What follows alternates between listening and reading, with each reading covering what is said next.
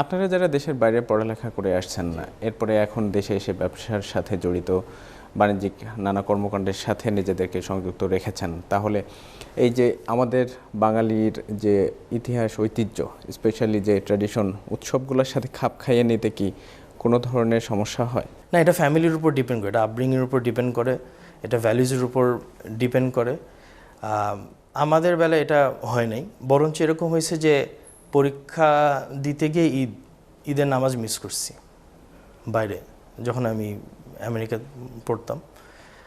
But এরকম হয় না যে আসার পর টাইম লাগছে অ্যাডজাস্ট করতে। কারণ একটা জিনিস কি, আমারও কখনো ইচ্ছা ছিল না যে আমি বাইরে থাকবো। প্রথম থেকে যদি ওটা থাকতো যে আমি বাইরে তাহলে মাস্টার্স ওখানে করতাম, তাহলে ওখানে জব করতাম, ওখানে একটা টাইম নিয়ে তারপর ফিরতাম, তখন হয়তো আমি জানি না কি হইতো। বাট আমি নিজেকে সবসময় মাথায় ছিল যে না, আমি আন্ডারগ্রেড শেষ করি, যত দ্রুত সম্ভব ফেরত আসবো। কারণ আমার মাস্টার্স, আমার পিএইচডি হচ্ছে আমার আব্বা আম্মা। বিনিয়োগ হোক বিশ্বস্ত, আমার পছন্দ সল্ট বে। ওয়েলকাম টু সল্ট বে। আমি এসে তাদের থেকে যেটা শিখতে পারবো, ওটা আমাকে কোনো হায়ার স্টাডিজ বা কোনো ইউনিভার্সিটি আমাকে শেখাতে পারবে না। আমরা একটু ব্যবসা বাণিজ্যের গল্প শুনি, যে এখন তো উদ্যোক্তা হিসেবে কাজ করছেন, ছোটবেলায় শখ কী ছিল?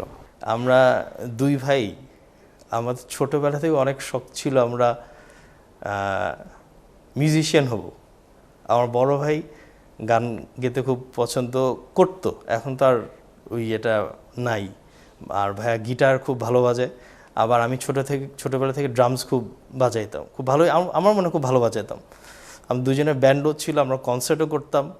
আমাদের খুব শখ ছিল যে আমরা এই লাইনেই, মানে রকস্টার লাইনে, মিউজিশিয়ান লাইনে আমরা আগাবো। আমরা খুবই জ্যামিং ট্যামিং করতাম। হয়তো যদি এই লাইনে না হয়তো মিউজিক ক্যারিয়ার পারসু করতে পারতাম, হু নোস।